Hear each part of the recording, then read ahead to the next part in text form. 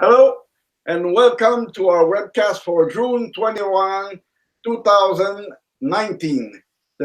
Yesterday was the last day of spring, was not springing at all.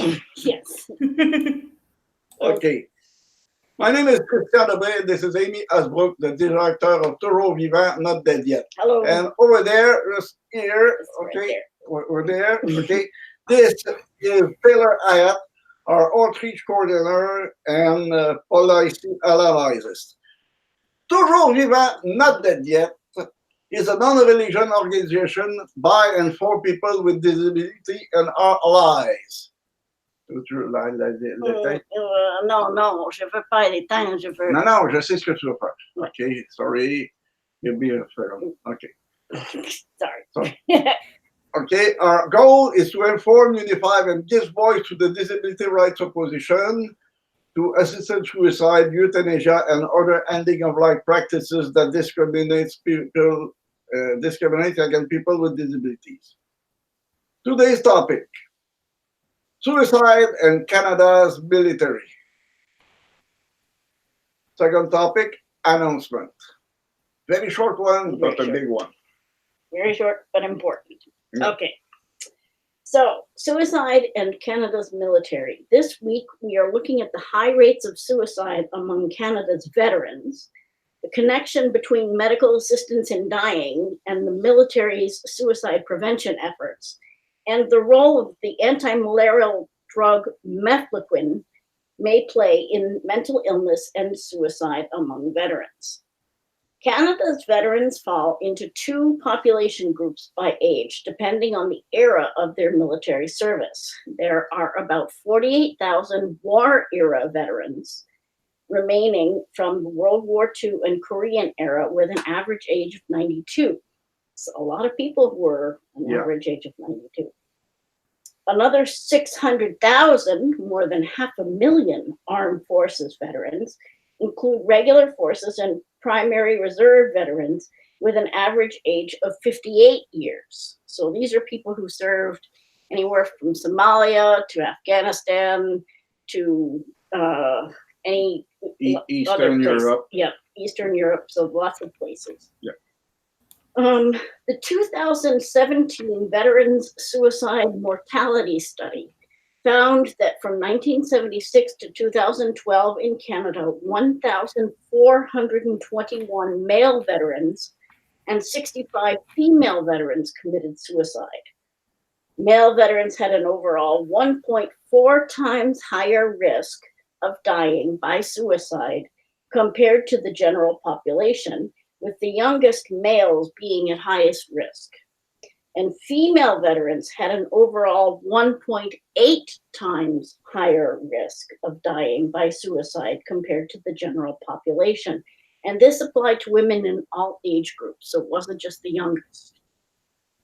The risk of suicide for both male and female veterans has remained higher than that of the general population and relatively unchanged over the past 4 decades.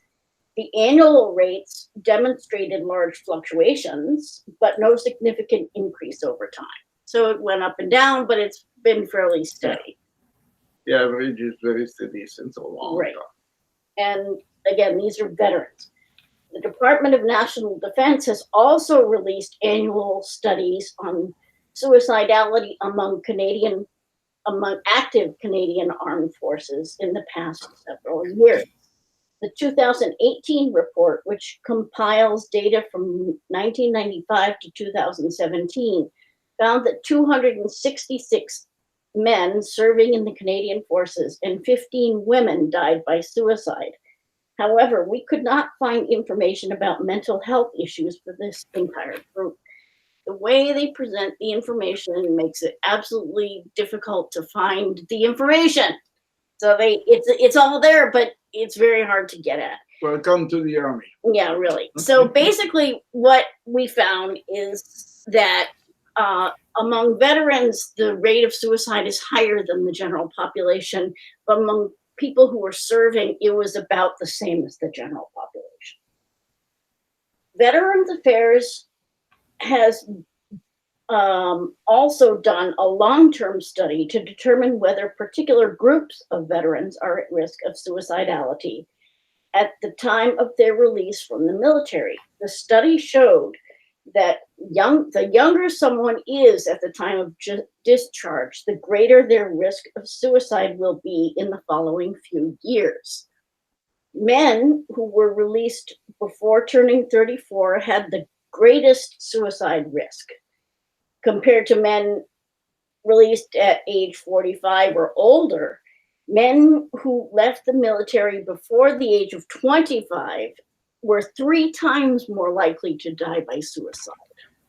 That makes a lot of sense. These young men have probably built all their dreams and all their lives around their military career.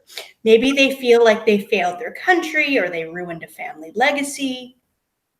Or this is also possible that something happened during their deployment that just really disrupted their emotional equilibrium, their emotional balance.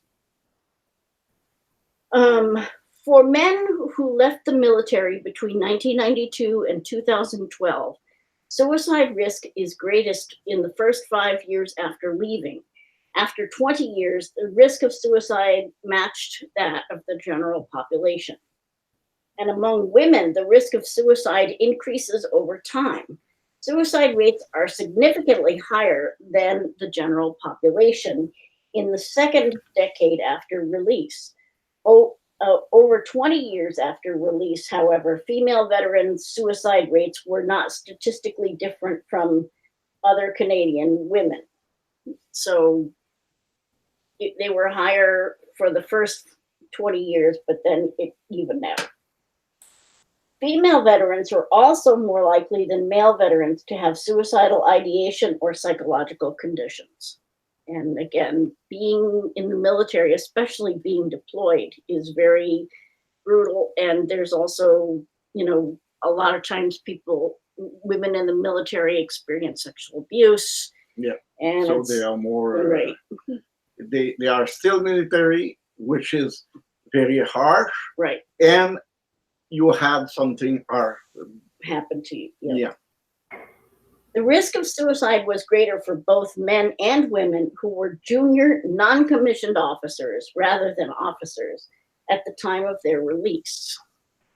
And you were saying that sort of being between the higher officers and the you were put in a sandwich, okay? Yeah. The lower rank complained to the middleman, and the middle tried to reach the higher officer, but there's no communication possible that way. And the opposite side is exactly the same. So you're taking sandwich. This is the worst place to be. Between a rock and a hard place. Yes. Let's see. So the Canadian Armed Forces Suicide Prevention Guide, which was written for healthcare professionals, lists disability, chronic pain, brain injuries, and psychological conditions as risk factors for suicide. However, the guide offers no advice for working with these particular populations, which they spend so much time on identifying who's at risk, and then you have a problem. Go out and forget it. Right. We've identified that you have a problem. Have a good day. Sorry, don't worry. Yeah. But right. Okay.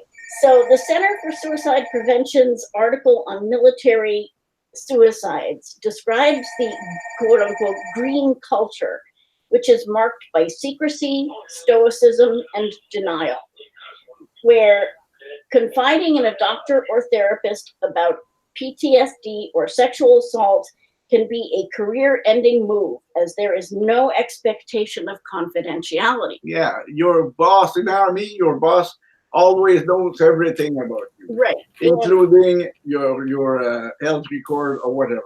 Right. So they're saying they want to prevent suicides, but if you tell anybody that you're feeling suicidal, they're going to throw you out of the military. It's why they want you to. They really want to know if you have a problem, to make sure that they could throw you out. Yeah, exactly.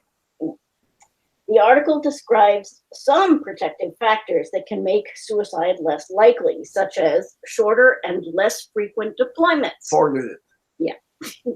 It would be great if they did that, but then it wouldn't be military.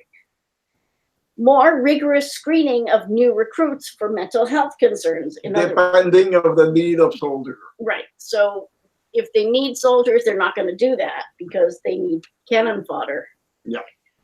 Social supports, good idea.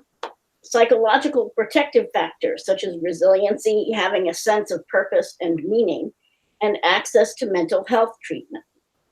But if they throw you out, you lose everything. Right. Yeah. Is anything being done to fix the original problem, though? The emphasis on aggressive traits, being macho, and not displaying normal human weakness. For combat, that seems essential, but humans just aren't meant to function like that long term. Right. Except for soldiers aren't meant to function like humans, and yeah, they're meant right. You're not a human. You're a tool and a cog in a machine. Right. Veterans Affairs and Canadian Armed Forces have expanded mental health and suicide prevention services in recent years to address military suicides. And we included links to their page that talks about what they've been doing to improve that. However, none of these projects mentions assisted suicide or euthanasia. And the medical assistance in dying monitoring system does not track the military status of people who ask for assisted suicide and euthanasia. Thus, a certain percentage of suicides of current and former military personnel will go unrecorded. Yes, it is. Very smart. Very smart. That's one way to hide the problem.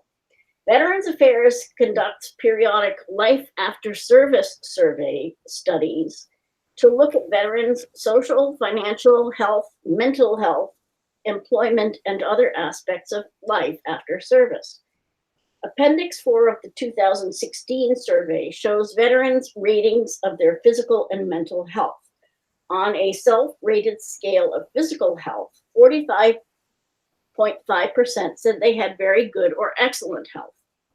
31.4% rated their health as good, and 23% said their health was fair or poor.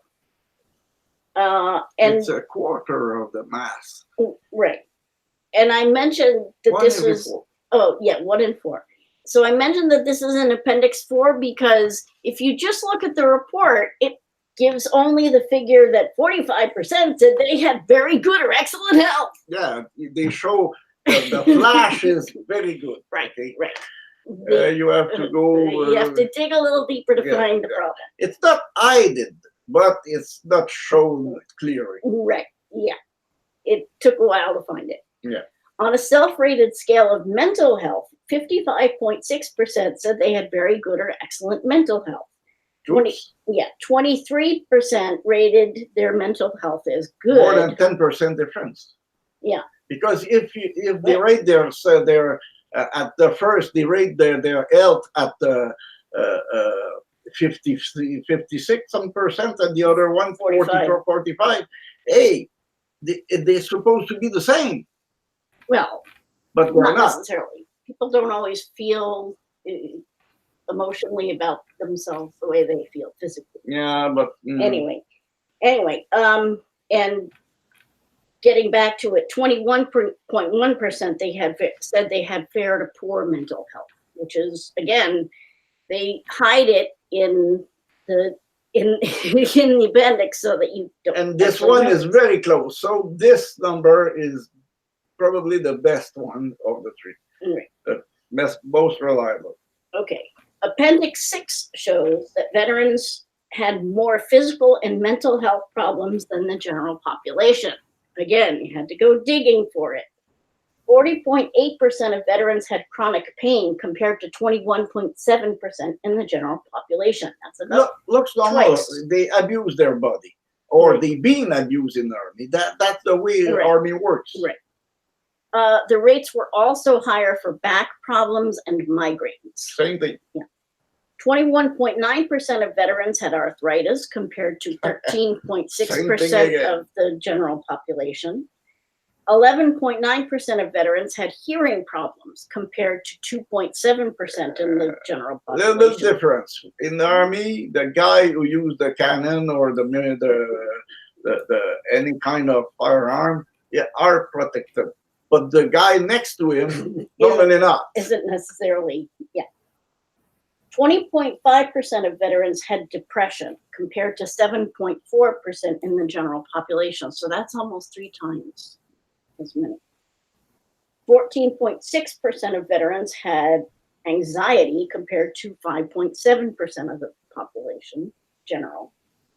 And 16.4% of veterans had post-traumatic stress disorder compared to 1.3% of the general population. 16 compared to, that's 5 times, more than 5 times. But when you've been in combat or situation, very stressful, okay, but it's part of the job, but something must be done for those guys. Right. For those girls.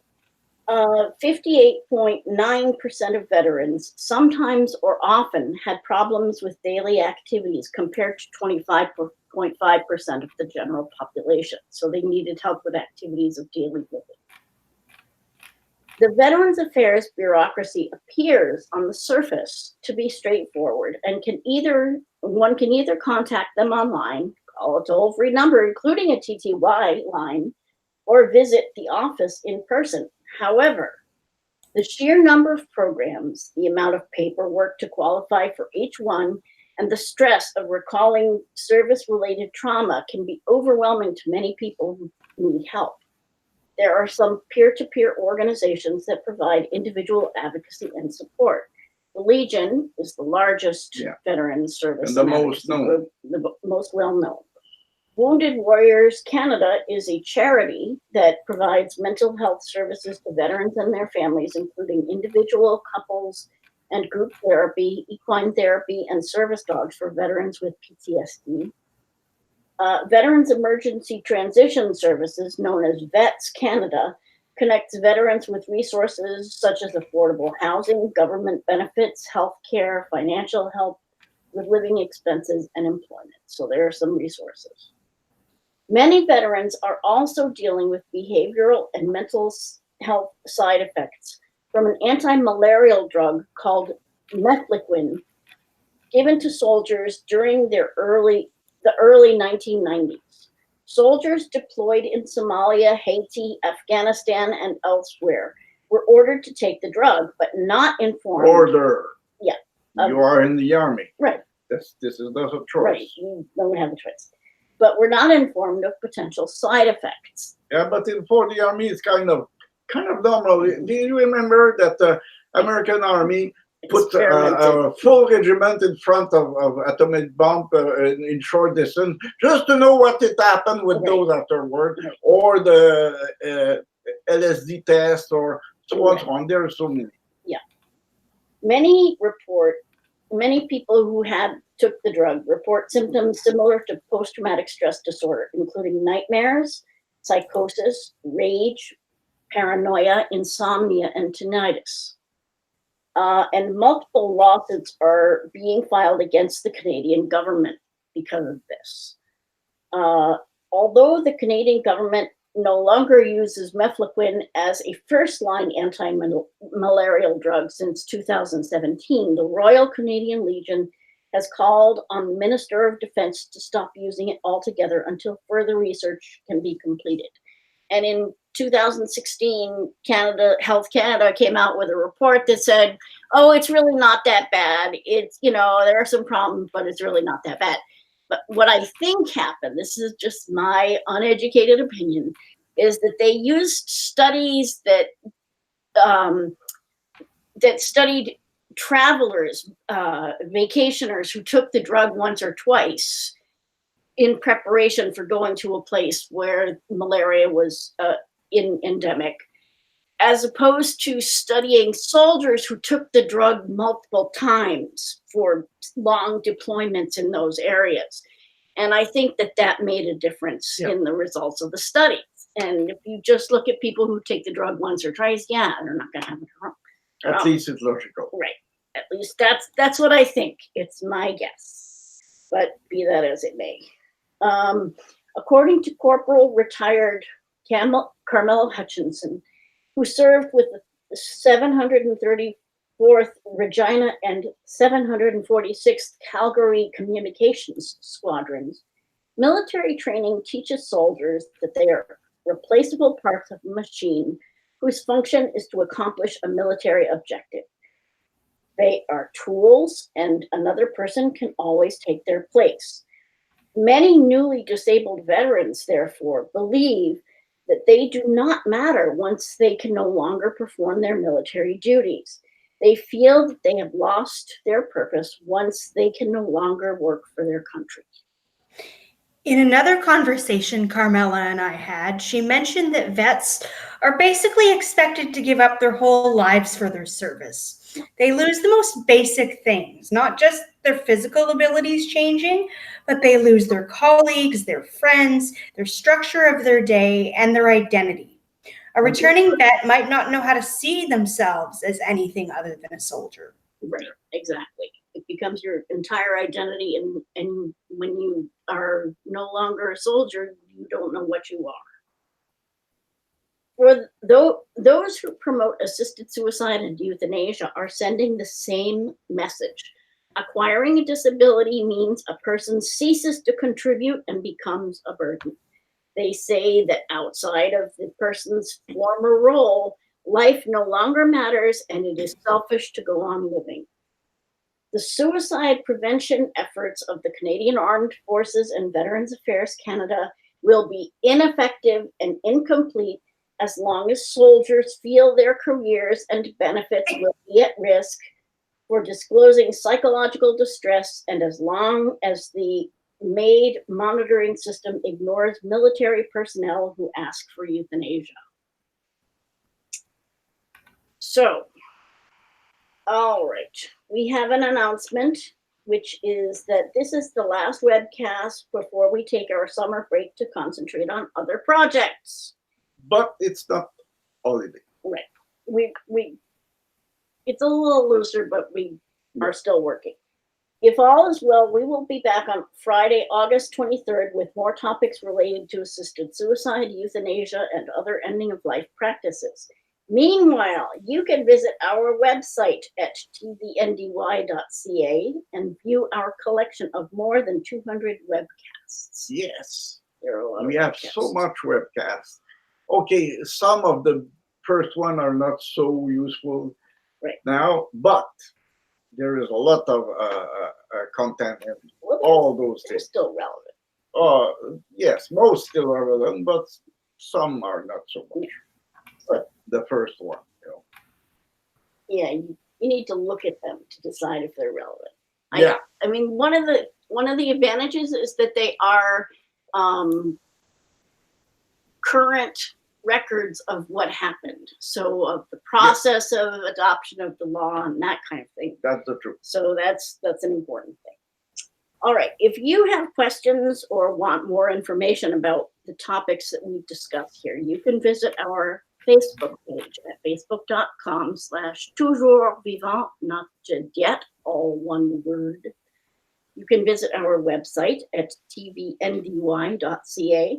You can send us an email at info@tv-ndy.ca, or you can follow us on Twitter @TVNDY.